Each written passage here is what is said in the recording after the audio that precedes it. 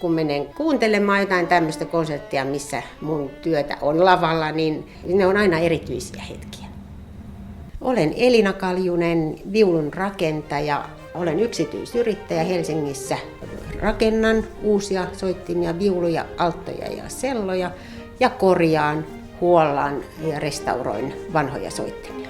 Mä aloitin opiskelemaan viulunrakennusta heti lukion jälkeen. Hakeudun ensin tuonne Ikalistin soitinrakennuslinjalle ja sen jälkeen hakeuduin Italiaan Cremonaan viulunrakennuskouluun.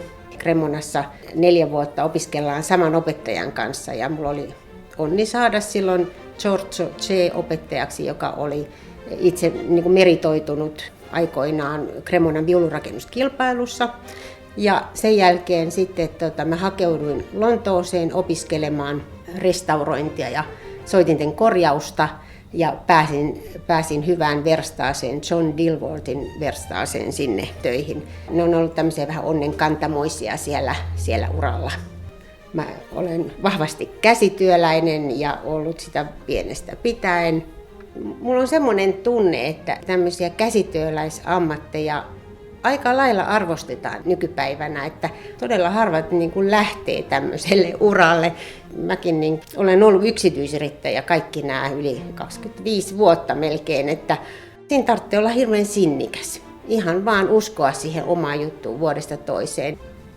Mun suurimpia saavutuksia, ne on onnistumisia tässä ihan päivittäisessä työssä, mutta kohokohtia on ne, kun asiakas päätyy tilaamaan multa soittimen, että ne on vähän niin kuin saisin apurahan ja sä saat jatkaa tätä työtä, mikä on mulle todella mieluista.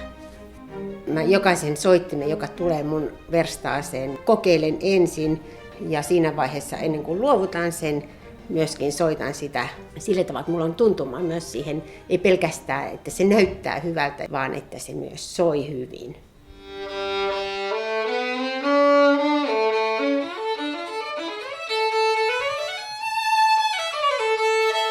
Me ollaan tämmöisiä taustatekijöitä, me rakentajat, jotka edesautetaan sitä, että muusikoilla on hyvät soittimet ja ne on asianmukaisessa kunnossa. Mä oon todella kiitollinen ihan jokaiselle, joka on päätynyt ostamaan multa viulun.